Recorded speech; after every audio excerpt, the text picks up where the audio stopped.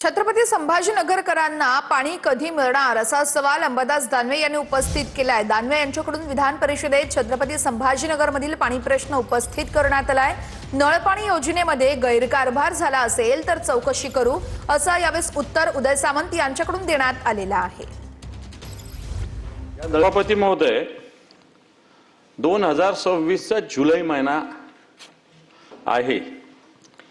याचा कालावधी कार्यादेश दिल्यानंतरचा पूर्णपणे संपलेला आहे आणि अजूनही पाणी कधी मिळेल याचा कोणताही भरोसा संभाजीनगरकरांना नाही। सभापती महोदय, माननीय मुख्यमंत्री महोदयांनी किमान 10 वेळेस या पाण्याच्या तारखा दिलेल्या आहे।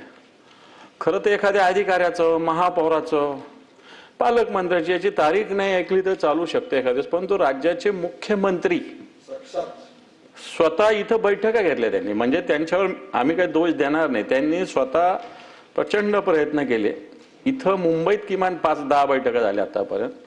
संभाजीनगरात आल्यावरही त्यांनी या घोषणा केल्या, परंतु अधिकाऱ्यांना आपल्या राज्याचा मुख्यमंत्री सांगतो हेही ऐकत नाही, अशा प्रकारची स्थिती सभापती।